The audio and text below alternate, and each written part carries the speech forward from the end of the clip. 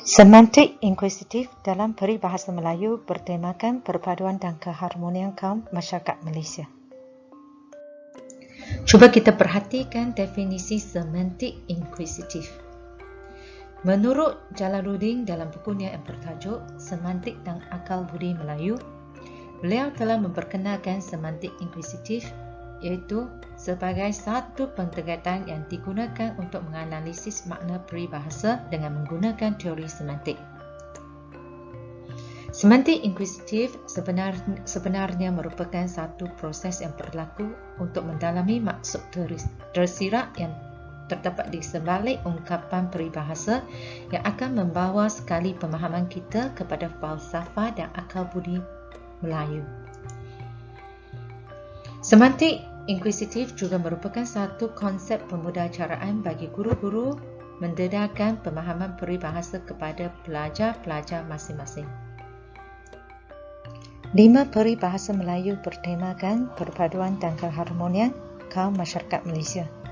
Yang pertama, persatu kita teguh, bercerai kita roboh. Yang kedua, bukit sama didaki, lurah sama dituruni. Yang ketiga, pula air kerana pembetung, pula manusia kerana mufakat. Yang keempat, hujan emas di negeri orang, hujan batu di negeri sendiri, lebih baik di negeri sendiri. Yang kelima, seikat bagai sirih, serumpun bagai serai. Kelima-lima peribahasa ini akan ditinjau dari perspektif semantik inkuisitif. Peribahasa yang pertama, persatu kita teguh, bercerai kita roboh, membawa maksud. Amalan hidup bersatu padu akan mengeratkan hubungan dan memperkuatkan sesebuah masyarakat. Perpecahan pula akan melemahkan kehidupan bermasyarakat. Cuba kita tinjau makna di sebaliknya bagi peribahasa ini dari sudut semantik inkuisitif. Dari sudut semantik inkuisitif, persoalan yang dapat ditimbulkan di sini ialah mengapa kita mengaitkan istilah bersatu dengan istilah teguh, manakala istilah bercerai dengan istilah roboh. Gambar dalam slide ini jelas menunjukkan bahawa keteguhan hanya dapat dicapai dengan hati yang bersatu, jiwa yang sepakat, ibarat tangan yang berpegang erat. Manakala apabila tangan kita diceraikan, maka keruntuhan akan berlaku. Hal ini jelas menunjukkan perpaduan hanya dapat dicapai dengan keutuhan yang sepakat daripada rakyat Malaysia. Peribahasa ini menunjukkan kebijaksanaan dan pemikiran orang Melayu memberi kebiasaan yang amat bermakna. Demikianlah jawapan di sebaliknya. Menarik kan? Cuba kita perhatikan peribahasa yang seterusnya. Peribahasa yang kedua, bukit sama didaki, lurah sama dituruni, membawa maksud sepakat atau seia sekata dalam susah dan senang. Seterusnya, kita akan cuba mengkaji peribahasa bukit sama didaki, lurah sama dituruni dari sudut semantik inkuisitif. Dari sudut semantik inkuisitif, persoalan yang dapat kita timbulkan di sini ialah mengapakah istilah bukit dan juga istilah lurah dipilih dalam situasi peribahasa ini.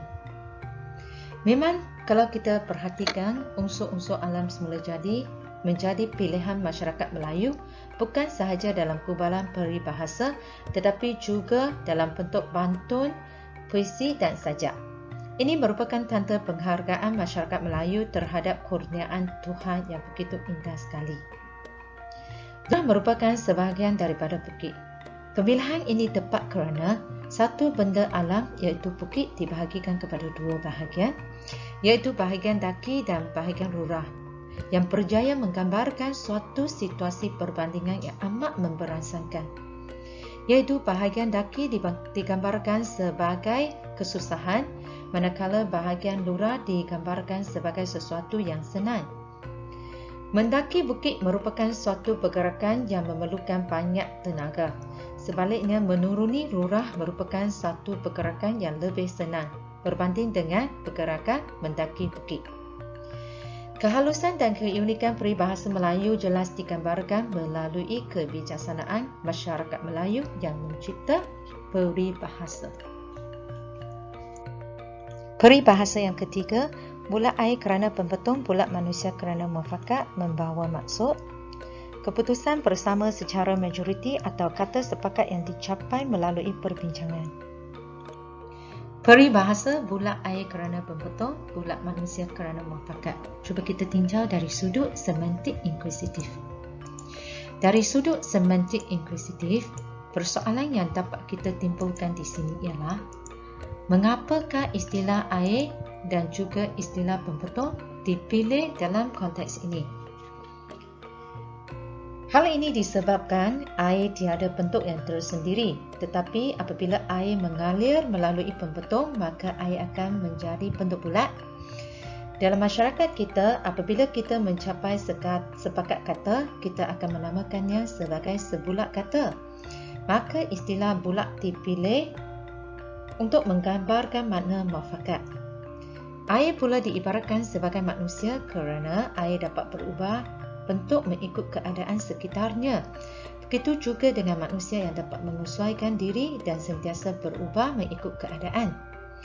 Kebijaksanaan orang Melayu yang pandai menggunakan kiasan memang tidak dapat dinafikan. Peribahasa yang keempat, hujang emas di negeri orang, hujang batu di negeri sendiri, lebih baik di negeri sendiri membawa maksud. Walaupun mewah di negeri orang lain, tetapi tidak sebaik negeri sendiri. Cuba kita tinjau peribahasa ini dari sudut semantik inkuisitif. Pernah tak anda memikirkan mengapakah istilah hujang, istilah emas dan juga istilah batu dipilih dalam gubalan peribahasa ini? Emas digambarkan sebagai sesuatu yang amat berharga dalam kalangan masyarakat kita, manakala batu merupakan sesuatu yang berat dan keras permukaannya. Penggubal peribahasa ini bijak menggunakan dua benda yang satunya bernilai, iaitu emas, untuk menggambarkan situasi yang mewah, manakala satunya lagi yang tidak bernilai, iaitu batu, untuk menggambarkan situasi yang serba kekurangan. Hujang pula merupakan fenomena alam semula jadi yang biasa kita jumpa dalam kehidupan seharian. Mudah dipahami kerana dekat dengan kita. Hujang yang turun diibaratkan sebagai sesuatu yang mentimpa pada diri kita. Oleh itu, pemilihan istilah hujang amat tepat untuk menggambarkan keadaan atau situasi yang kita timpa di negara masing-masing. Kiasan ini memang cukup hebat. Peribahasa yang kelima, seikat bagai sirih, serumpun bagai serai membawa maksud. Amalan hidup saling bermuafakat dan tidak berpecah-pecah. Cuba kita perhatikan peribahasa ini dari sudut semantik inkuisitif. Pernah tak anda memikirkan mengapakah istilah sirih dan serai digunakan untuk gubalan peribahasa ini? Ini merupakan persoalan yang biasa kita timbulkan dalam bidang semantik inkuisitif untuk menjelaskan peribahasa. Serai ialah tumbuhan herba mala hijau yang mempunyai perasa lemon dan boleh dikeringkan untuk menjadi tepung atau digunakan sebagai penyegar. Digunakan untuk pancuran teh, masakan sup dan juga masakan kari. Boleh digunakan juga untuk herba berubatan dan juga wangi-wangian. Manakala, sirih pula digunakan oleh orang Melayu sebagai hantaran dalam istiadat perkahwinan orang Melayu.